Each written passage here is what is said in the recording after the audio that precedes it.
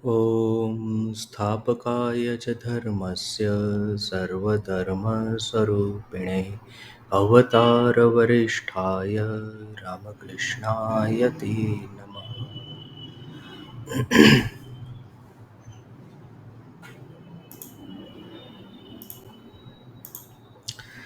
श्री माँ शारदा देवी। तो हम देखा कि किस तरह से गंभीरानंद जी महाराज कह रहे हैं कि पहले जो देवासुर संग्राम होता था, दैव और असुर का संग्राम, वो बाहर के जगत में, स्थूल जगत में होता था। और आज का जो दैव असुर संग्राम है, वो हमारे अंतर जगत में होता है। असुर है हमारे एक्सक्यूज मी, असुर है हमारी दुर्वृत्तियां या तो फिर दुर्गुण, और सूर या तो फिर सद्गुण, सूर या तो फिर देव है हमारी सद्वृत्तियां। यहाँ पे उन्होंने गंभीरानंद जी महाराज ने सद्वृत्ति कौन सी है और दुर्वृत्ति कौन सी है उसका लिस्ट दिया है। लिस्ट छोटा सा है किंतु फिर भी बहुत ही चिंतन करने योग्य है। महाराज जी कहते हैं आस्तिक्य बुद्धि, परलोक चिंता, ध्यान निष्ठा, ये है सद्गुण राशि।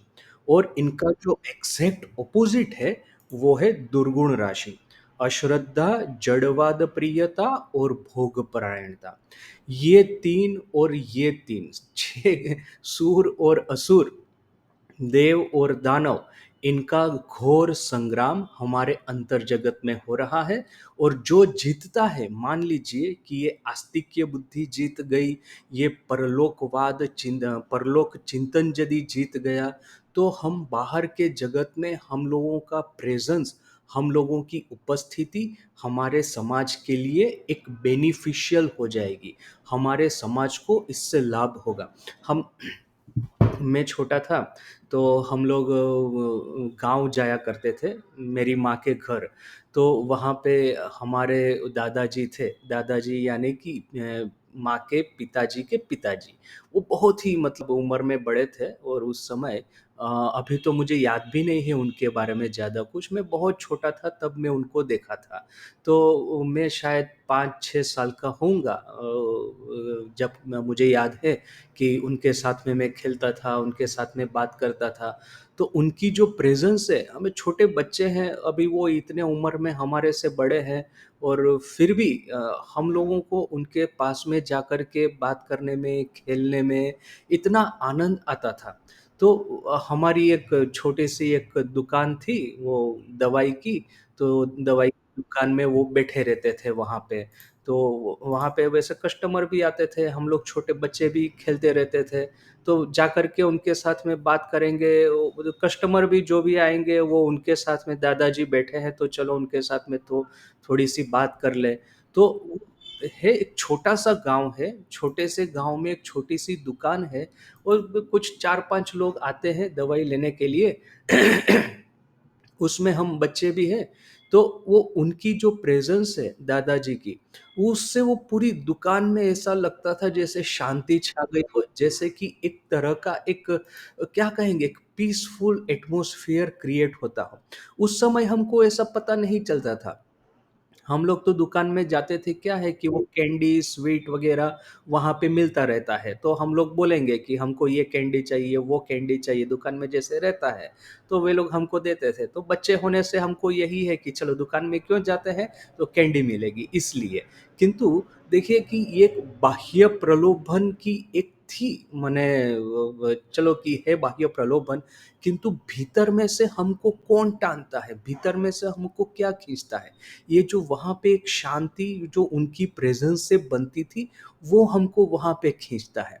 फिर हमारे घर, ये जो दुकान थी हमारी, उसके पीछे में एक बंगला, बंगला माने एक बहुत बड़ा मकान है, जहाँ पे एक सेठ जी रहा करते थे। सेठ यानी गुजराती में सेठ का शब्द है, एक धनी व्यक्ति। तो उन्होंने उनका जो एक बहुत बड़ा गार्डन था, गार्डन के एक कोने में उन्होंने एक कुटिया बनाई थी। कुटिया में एक बहन जी रहा करती थी, एक बड़ी उम्र की। उनको हम जय भगवान माता जी कहते थे। अभी हम लोग तो बिल्कुल छोटे बच्चे हैं, हमको तो कुछ पता भी नहीं है, किंतु फिर भी वो एक गार्डन वैसे थोड़ा-सा बड़ा था और जिस कॉर्नर में वो माताजी रहती थी, वहाँ पे क्या है थोड़ा-सा वीरान जैसा था, तो जाने में भी थोड़ा डर लगेगा।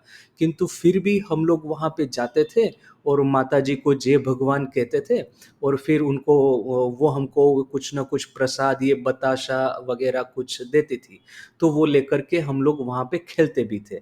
अभी देखिए कि ऐसी जगह पे हम लोग जाते हैं, तो एक प्रसाद का मोह रहता है, या तो जैसे मैं दुकान में जाता था, तो दुकान में कैंडी का मोह रहता था। किंतु हमारे अंतर के भीतर में आज इतने सालों के बाद में जब मैं वो छोटे से गाँव के बारे में सोचता हूँ, तो मुझे लगता है कि हम लोग वहाँ पे सिर्फ़ वो कैंडी या वो प्रसाद के लिए नहीं जाते थे। वो हमको ऐसा कुछ आकर्षित करता था जिसकी व्याख्या हम उस उम्र में नहीं कर पाते थे। एक इस तरह की आकर्षण शक्ति जो कि सबको अपने पास में खींचती है, जो कि सबके हृदय में एक आशा, भरोसा का संचार करती है।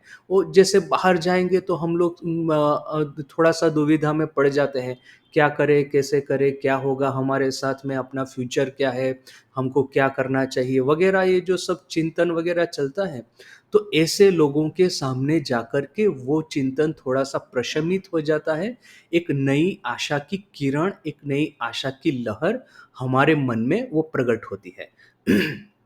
वो माताजी के बारे में फिर मुझे बहुत सालों के बाद पता चला।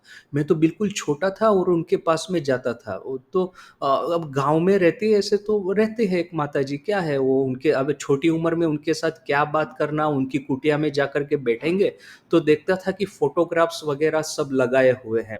तो अभी किसके फ़ोटो है वो भी कुछ पता नहीं, छोटी-सी उम्र में ये सब क्यूरियोसिटी भी नहीं होता। अच्छा ठीक है, चलो किसी भगवान के फ़ोटो लगाए होंगे, अभी क्या पता। तो ऐसे तो भारत में 33 कोटि देवी-देवताएँ हैं, अवतारों की भी कमी नहीं है, तो ऐसे किसी का होगा। मैं बहुत सालों के बाद रामकृष्ण मिशन में जॉइन करने के बाद में एक्सक्यूज़ मी, बहुत सालों के बाद रामकृष्ण मिशन में जॉइन करने के बाद में मैं एक बार किसी एक अपने डिवोटी के साथ बात कर रहा था, तो उन्होंने कहा कि एक गाँव है छोटा-सा, वहाँ पे एक माताजी इस तरह से रहती है, तो उन्होंने अपने राजकोट आश्रम में महापुरुष महाराज की जो तिथि पूजा है, उसको उस दिन होम वगैरह करने के लिए कुछ दीक्षा, कुछ प्रणामी दिया है, कुछ डोनेशन दिया है।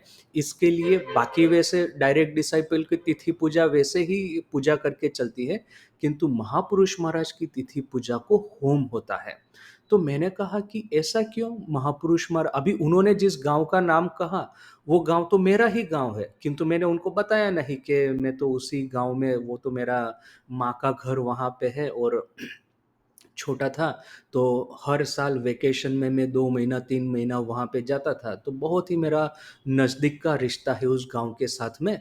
और जिस माताजी का नाम बोला, वो तो उनको तो मैं बिल्कुल बचपन से जानता हूँ। तो किंतु मैंने उनको बताया नहीं। मैंने कहा कि क्यों, इस तरह का क्या है? उन इस माताजी का ऐसा तो क्या राजकोट आश्रम के साथ में रिलेशन है और महापुरुष महाराज जी के साथ ख़ास करके ऐसा क्या है कि उन्होंने महाराज की पूजा के दिन होम करने के लिए स्पेशली प्रणामी दी है। तो उन्होंने कहा कि वो जो माताजी थी, वो एक्चुअली राजकोट का जो रॉयल फैमिली था, राजकोट का जो राजा रॉयल फैमिली, उसमें से she was a member of that royal family, उसमें से वो एक थी और वो टीचर थी। और उन्होंने फिर शादी नहीं की, उन्होंने सोचा कि अपना जीवन धर्म को जीवन ईश्वर को समर्पित करेगी। फिर कहीं से जाकर के उनको ठाकुर माँ स्वामी जी के बारे में पता चला, आश्रम में भी आती थी और फिर उनको पता चला कि उन्होंने कथामृत पढ़ती थी, तो कथामृत में मास्टर महाशय का नाम लिखा है। अभी आपको पता होगा, तो रा रा अपने रामकृष्ण मिशन से कथामृत का प्रिंटिंग तो 1963 में हुआ, जबकि ये मास्टर महाशय का कॉपीराइट चला गया था। मास्टर महाशय का कॉपीराइट जब तक था तो मास्टर महाशय ही प्रिंट करते थे। तो उ उन्होंने मास्टर महाशय का नाम पढ़ा उस किताब में कि हाँ, इस किताब के वो एड्रेस वग़ैरह है। तो उनको खोजते-खोजते ये मास्टर महाशय जीवित थे, 1930 के आसपास की बात है। तो 1930 में वो कलकत्ता चली गई मास्टर महाशय का दर्शन करने के लिए और उनको कहा कि मैं राजकोट से आई हूँ, मेरी इच्छा है कि इस तरह से ठाकुर माँ स्वामी जी को मैं अपना जीवन समर्पित करूँ और आपका आशीर्वाद चाहिए। तो मास्टर महाशय ने कहा कि ये तो बहुत अच्छी बात है, उनके साथ में ठाकुर के बारे में बहुत सारी बात हुई। फिर उन्होंने कहा कि ये बेलूर मठ है, आप बेलूर मठ में जाइए, वहाँ पे ठाकुर के साक्षात शिष्य महापुरुष महाराज उस समय प्रेसिडेंट है, तो आप उनका दर्शन कीजिए। तो वो बहन जी, वो माताजी सीधा बेलूर मठ आई, महापुरुष महाराज का दर्शन किया, दीक्षा ली और फिर गुजरात वापस आई। और गुजरात वापस आकर के उन्होंने ठीक किया कि अभी ये वो टीचर थी उस समय, तो ये जॉब नहीं करनी है, वो जॉब वगैरह छोड़ देती है, सिर्फ साधन भजन तपस्या करके वो जीवन बिताएगी। तो ऐसा करके वो कहीं एक तीर्थ स्थान में रह रही थी। तो उस समय जो मैंने कहा कि हमारे वो दुकान के पीछे में वो जो बड़ा बंगला था, उसके जो शेठ जी थे, वो शेठ जी वहाँ पे गए हुए थे। उन्होंने इस माताजी को देखा, देखा कि बड़ी ही कष्ट कारक अवस्था में वो तपस्या कर रही है। तो शेठ जी ने कहा कि आप एक काम कीजिए, आप हमारे वहाँ पे आ जाइए। हमारा एक बंगला है, बंगले के सामने बहुत बड़ा एक गार्डन है। गार्डन के एक कोने में मैं आपको एक कुटिया बना दूँगा। कुटिया में आप रहिए और साधन भजन कीजिए, कोई भी कष्ट होगा, कोई भी ज़रूरत होगी, तो हम आपको वो आपको जो भी चाहिए हम दे देंगे। तो वो माताजी वहाँ पे आई। अभी देखिए कि उस समय क्या हुआ था, मेरी माँ के पिताजी की हमारी एक रिलेटिव थी, एक बहन, वो बड़ी उम्र की थी, हम उनको काकी कहते हैं। वो बंगाली में भी काकी कहते हैं, गुजराती में भी काकी शब्द है। काकी अर्थात काका और काकी। काका अर्थात पिताजी के भाई को काका कहते हैं और पिताजी के भाई की जो पत्नी होती है, उनको काकी कहते हैं। तो ये मेरी माँ के पिताजी के भाई की बीवी, जिनको हम काकी के माँ भी काकी कहती थी, हम भी काकी। तो वो क्या डेली खाना पका करके उनके पास जाती थी और उनके साथ में बात करती थी, प्रतिदिन।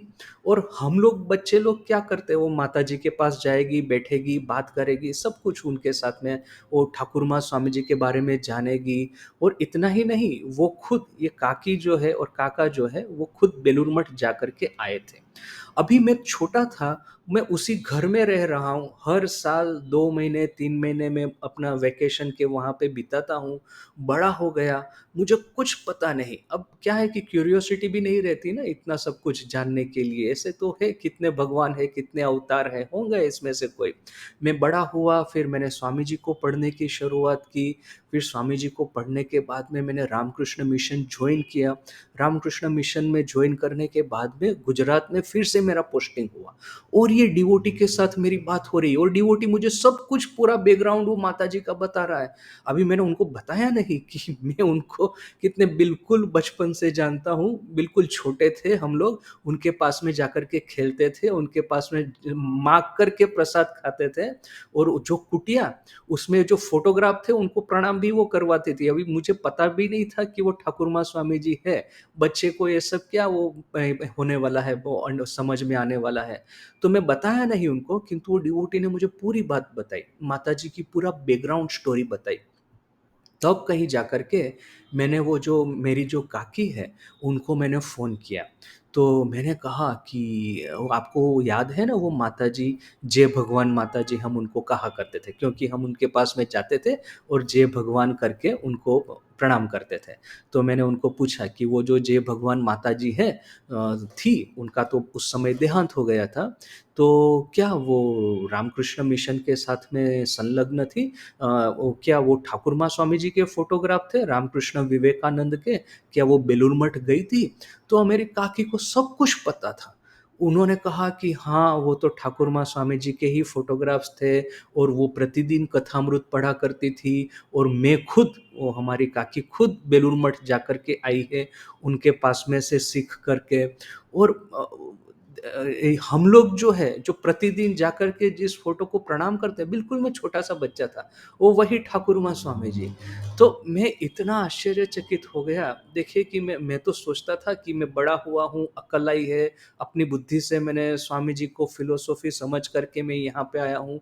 ऐसा नहीं है एक्चुअली, मैं बिल्कुल छोटा था, जिस गाँव में मेरा जन्म हुआ था, जिस जगह पे जन्म हुआ था, उससे 20-25 फुट दूर ही ठाकुर महास्वामी जी ऑलरेडी प्रतिष्ठित होकर के बैठे थे।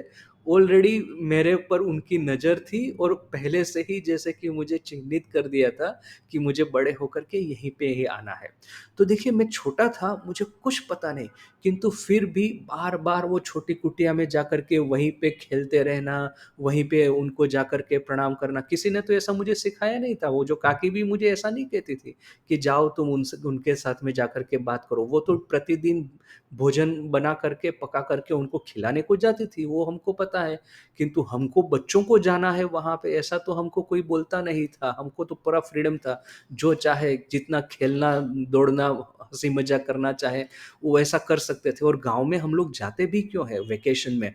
वो आनंद प्राप्त करने के लिए तो जाते हैं। स्कूल में से छुट्टी हो गई है, अभी होमवर्क नहीं है, प्रतिदिन सुबह को उठ कर के स्कूल में नहीं जाना है, टेंशन नहीं है, चलो अभी गाँव में जाते हैं और खेलते हैं, दौड़ते हैं, बड़ा मज़ा करते हैं। और हमारे छोटे-छोटे कज़िन्स मेरे जितने भी थे मेरी ही उम्र के, हम लोगों का एक पूरा दल था, पूरा एक ग्रुप था।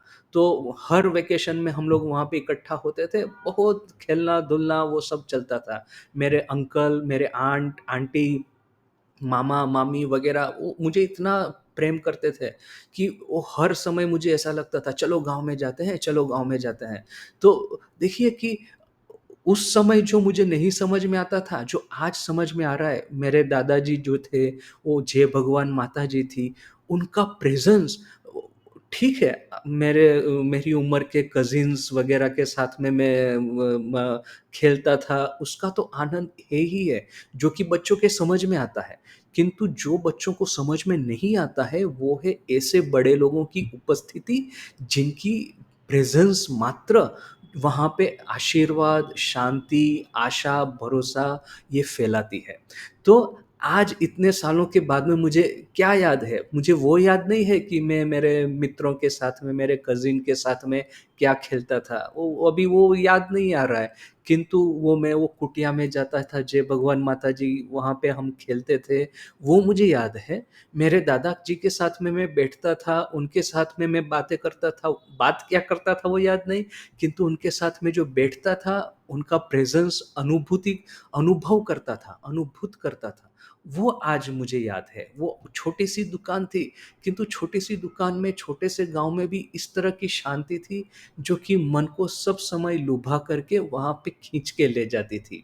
थोड़ा-सा मैं बड़ा हुआ, अनफॉर्च्यूनेटली मैंने गाँव में जाना बंद कर दिया। फिर सोचा कि अरे! ये सब क्या, वो छोटे से गाँव में जाना, वहाँ पे तो कुछ है ही नहीं।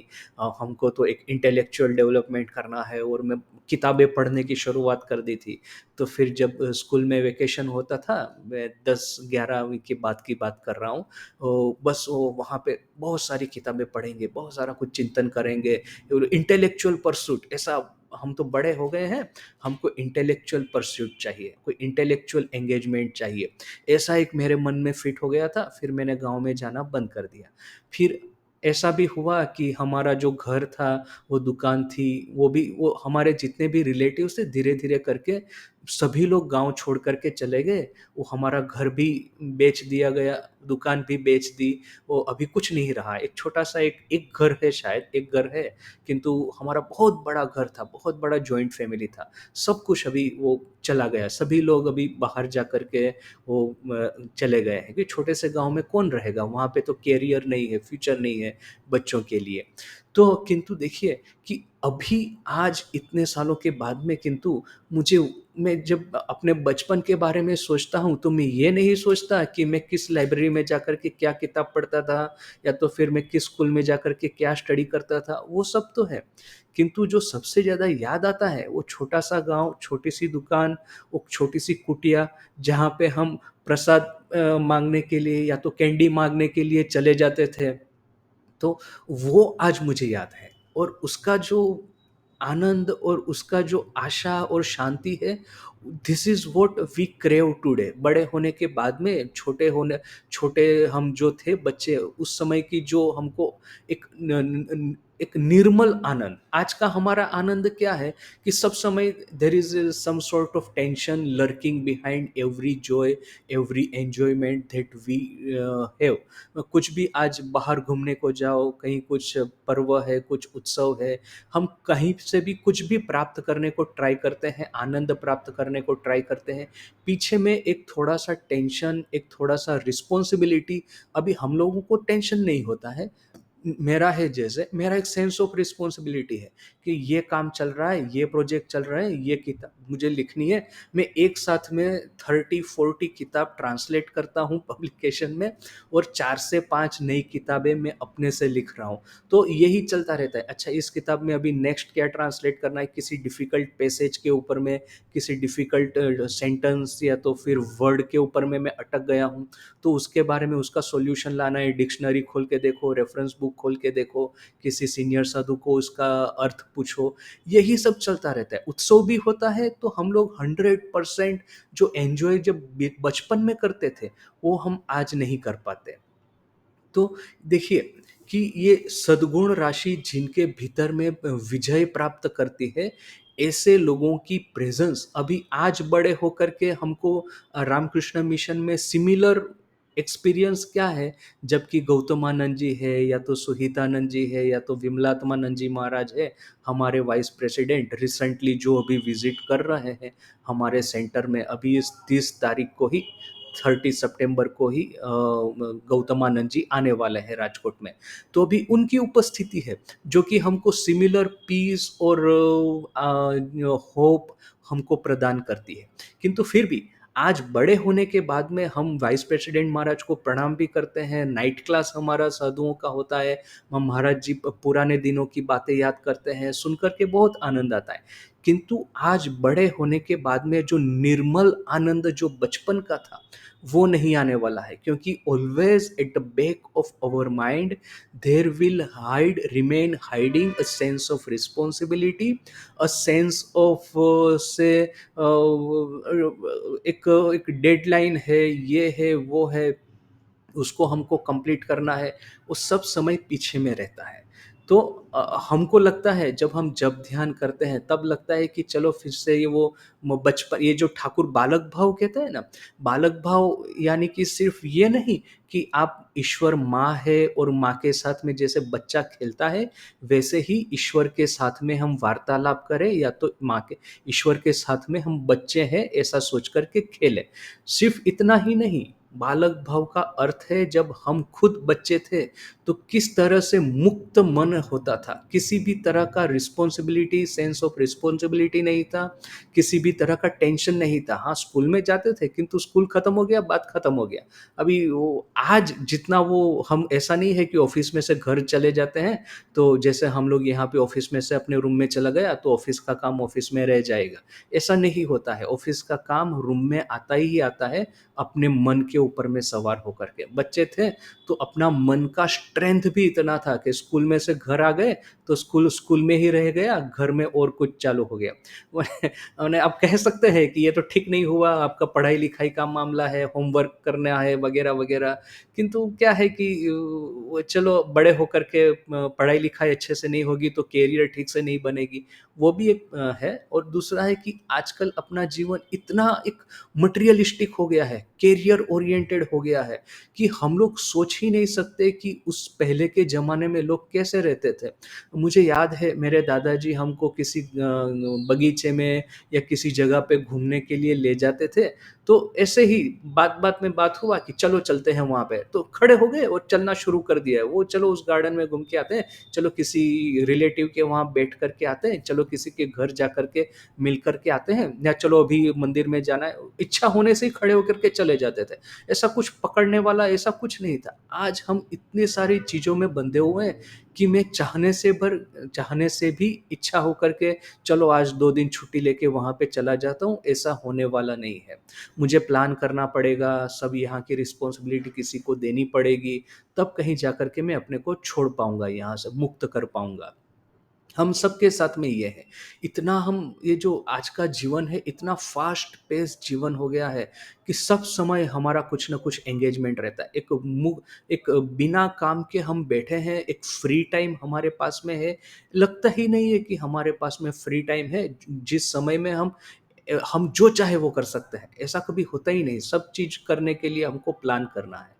सब कुछ करने के लिए हमको पहले से सोच कर के रखना है, पहले से ही स्टेप्स लेने हैं, तब कहीं जाकर के वो हो पाएगा। एक जो स्पॉन्टेनिटी जिसको अंग्रेजी शब्द है, उसका मुझे पता नहीं कि हिंदी क्या होगा, किंतु स्पॉन्टेनिटी अर्थात कि मैंने अभी सोचा और अभी उसको कर लिया।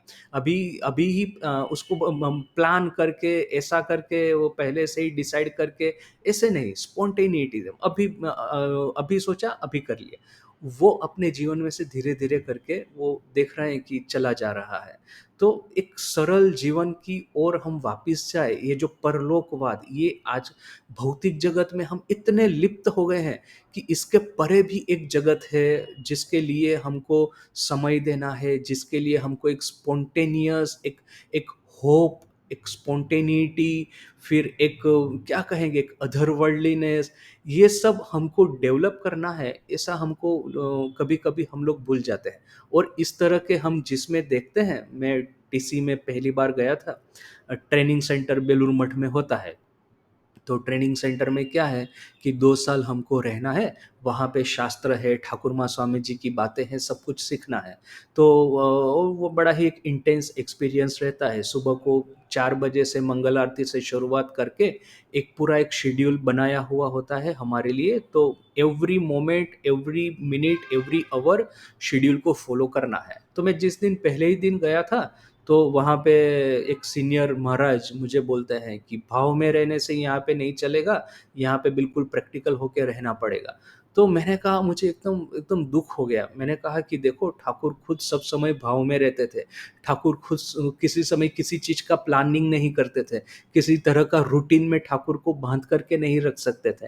लाटू महाराज का वो है, स्वामी जी ने बता दिया था कि घंटा पड़ने से सबको मंदिर में जाना है। तो लाटू महाराज बड़े ही नाराज़ हो गए। बोला, स्वामी जी को बोलने को ले गए कि ये जो तुम आज मॉडर्न मॉडर्न जो सब पश्चिमी ये जो सब विचार ले आ रहे हो, वेस्टर्न आइडियाज़, उसकी तरह घंटा पड़ा और मैं जब करने को बैठूँ, ऐसा मेरे से नहीं होने वाला है। मैं चलता हूँ यहाँ से, मैं जा रहा हूँ, बेलूर मठ में नहीं रुकूंगा। तो स्वामी जी एकदम खड़े होकर उनका हाथ पकड़ लिया। अच्छा, ठीक है, ठीक है, ये सब नियम कानून तुम्हारे लिए नहीं है, तुमको जिस तरह से रहना चाहो रहो। जब इच्छा चाहे जब करो, जब इच्छा चाहे खाओ, जब इच्छा चाहे सो जाओ। अब ये ऑफ कोर्स इतना तो बेलूर मठ में होने वाला नहीं है।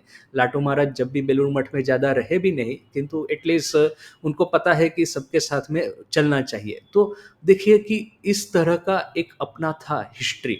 और आज हमें कि इतने सारे नियम कानून में, शेड्यूल में, टाइम लाइन में फँस गए हैं कि ऐसा लगता है कि कहीं हम अपना जो मुख्य उद्देश्य है, ईश्वर प्राप्ति, ठाकुर का साक्षात्कार या तो आत्म साक्षात्कार, उसको कहीं भूल तो नहीं गए हैं इस तरह के जीवन में।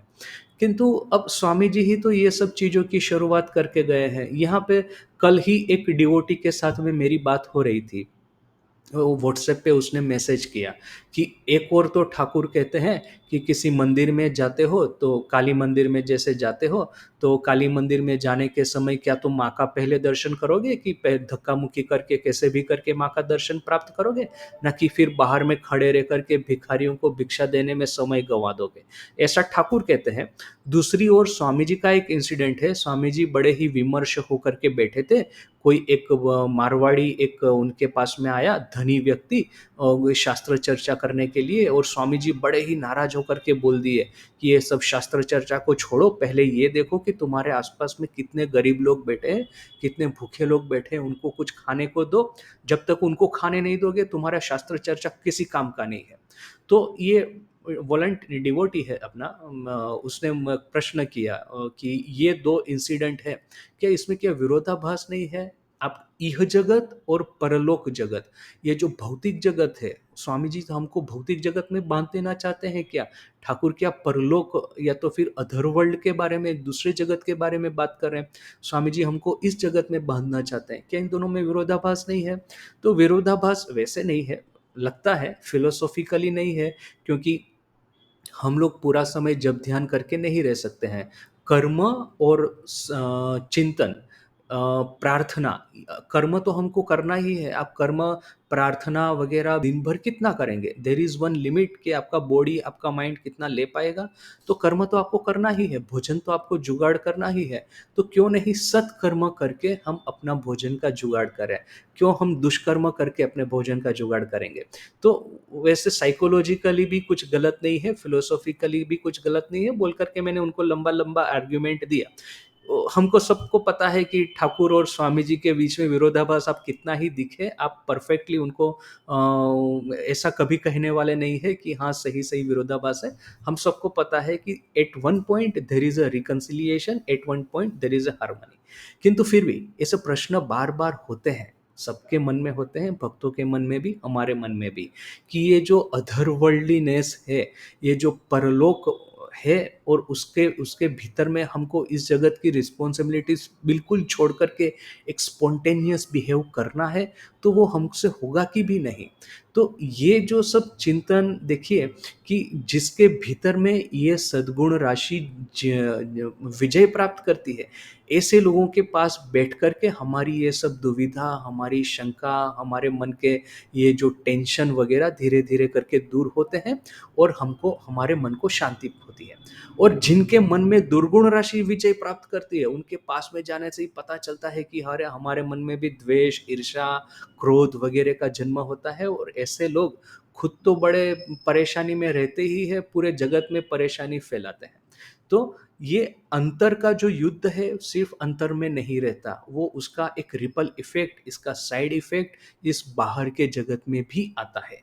और इसीलिए पहले के युद्ध थे सिर्फ बाहर के जगत में होते थे, आज के युद्ध सिर्फ बाहर के जगत में नहीं, वो सिर्फ अंदर के जगत में नहीं, बाहर के जगत में भी, दोनों जगत में वो होते हैं। दैट इज वाई दिस आज का मॉडर्न देवासुर संग्राम और भी बड़ा खतरनाक है। तो आज यहीं तक, कल फिर से मिलते हैं। ओम शांति शांति शांति। हरि ओम तत्सत। श्री राम कृष्णार्पणमस्तु।